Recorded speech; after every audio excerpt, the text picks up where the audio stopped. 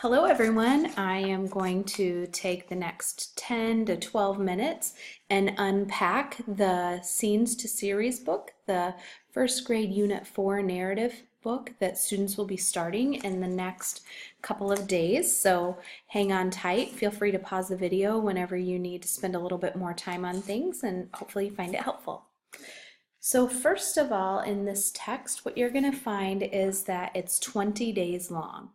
In this 20 days, the students are going to be writing realistic fiction, and they'll be learning about boxed set series, kind of like when you would buy maybe a Cam Jansen or a Magic Treehouse in a box set, and so they'll be creating their own box set around their series of the characters that they choose to develop as they learn more about writing series books. They're going to learn how to manage event sequence, and they'll learn to develop character traits with their characters and tell stories that have shape. The kids are also going to practice learning about independence and transferring their knowledge. Some things that you're going to want to keep in mind as you start to get ready for this unit is that you want to find series books that you love and that the kids are going to love, like characters they're really going to connect with. So think about some realistic fiction series books that are out there, and this is really going to pair nicely if you're already doing the reading unit with this. It'll pair very nicely with that, but if you're not, be really intentional about the types of books that you're choosing. So you're gonna write your own realistic fiction stories. So using the anchor charts, it would be really helpful if you yourself would write your own realistic fiction story so that you can see the struggles that the kids are going through as they're writing, and so that it'll help you understand how to teach it better. So it would be pretty simple for you to do just perusing the book and looking at the anchor charts that the kids will be seeing as they learn this unit. You're going to want to stock your writing center with a variety of paper choices. So one of my favorite ways to differentiate instruction is through paper choice. So have paper with large picture boxes, smaller picture boxes, more lines, less lines, wider lines. There's a lot of different things that you can do when it comes to paper choice and providing differentiation opportunities for your students. So think about those revision strips in your pens. And then if you're going to have the kids actually, which I think is really cute and they're going to love it, create the actual box and put their series books in the box, you'll want to think about cereal boxes or whatever you would want them to be able to use to hold that hold their series books. So I'm going to move into Bend 1. I'll get this out of our way right now and talk to you guys a little bit about Bend 1. So in Bend 1, it's going to be 5 days, and the kids are going to learn about fiction writers set out to write realistic fiction. So first, when you start this unit, the kids are going to be acting out their stories like small moment adventures. So think about helping them come up with characters and develop those characters, and to give them time to tell them we want to write stories and lots of them really quickly. Introduce their characters and learn that their characters are going to face trouble and they're going to get in or out of trouble. So you'll notice that as you're reading that series book to your students, and when they see the same kinds of situations the main character gets in, they'll notice that there's a pattern. And so we want them to learn that there's a pattern within their series. A couple of things that I'd like to point out for you guys is this. You're going to have the kids learn how to write a realistic fiction book. So one of the ways that they'll do that is that they'll think of a pretend character, plan, and then sketch across the pages. So when they think about their pretend character, they're going to give their character a name. They're going to imagine the place that their character is in and the kind of trouble that their character gets into. It could end up being like autobiographical even.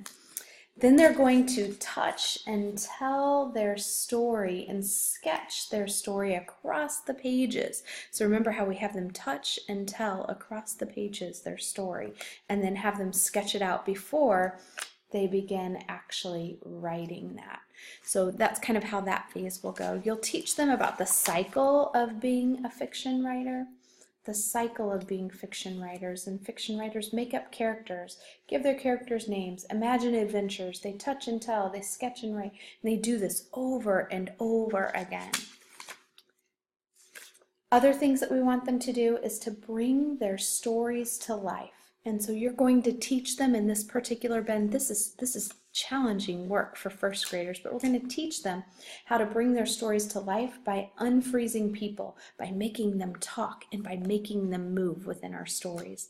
They also want to bring their stories to life by bringing the inside out. So they want people to feel. We want them, the reader to feel what our character is feeling or feel the emotion within the story, and they want people to think. So that's what great authors do of fiction books. They cause their readers to think and to feel. And then you'll notice in great realistic fiction books, they take small steps. So just like we climb up a ladder, get to the top of the slide, and then slide down, we do it in small steps, small chunks. This is a heavy bend. The students are going to learn ways to spell words, so you'll revisit some of those strategies you've already taught them, and then they will bust out their writing checklist for writing narrative and use that in session 5 to kind of begin the editing process of their work. Some things I feel like you should know. This is just based on my personal opinion. I would make sure when you think about all the parts of the lessons, when you think about trying to get your mid-workshop teaching point and your share in, sometimes I know that it's a challenge or that you need to stray from that. But I would say if I were you in this bend, I would make sure that I do the share part of session 2. And I would not skip the mid-workshop teaching point of session 4. And then that session 5, you're going to share and celebrate with your students. That's so important. So don't skip those parts. All right, let's move on to bend 2. Bend 2. So in bend 2, the students are going to learn that fiction writers set out to write a series. So just like the authors they've been reading and hearing about, they're going to write a series as well. So they'll spend about 5 days in this portion on this bend, and they'll use all that they've learned until now to begin writing a new, and so they're going to start writing a new series. They're going to notice that characters are more than one book and they go on more than one adventure. So they're going to write with details and make characters talk for different purposes. And we're going to have a mini celebration. This is hard work, so we want to celebrate the progress and the work that they're doing. Here's some things that you'll be teaching in this unit. You'll introduce the character in book 1. So we're writing a series, and this is going to be our main character, and we want to talk about who it is, where they live, what they like, how they feel, who their friends are, any important background information that you would need to know about this character. We want to make sure that's at the beginning of the series. I love the if-then chart on session 8. It's about helping the writers develop their dialogue. So don't be sure you spend some time in this, because I think it's a really great chart that's going to help you as you're trying to help the kids bring their stories to life. The students are going to learn about how to write a series book. They're going to notice that they use the same pretend characters, that in a series, a new adventure starts on a new day or a new night, and each story starts in a new day or a new night. They'll have things happen in the same place. So when you read a Magic Treehouse book, Jack and Annie always go to the treehouse, and you know when they're at the treehouse, they're going to go on some magical adventure. They always have to, when you write a series book, there's always the same friend or the same pet or the same brother or the same sister, and the kids go on different adventures, or the character goes on different adventures. So these are things that you're going to want to point out to your students. Something else you want the students to notice that you're going to teach them is that their favorite authors, series authors, do the same types of things. So what they do is they repeat action in pictures and words, and they have patterns. You'll see that there's always a pattern. They add pop-out words, like bold words that stand out.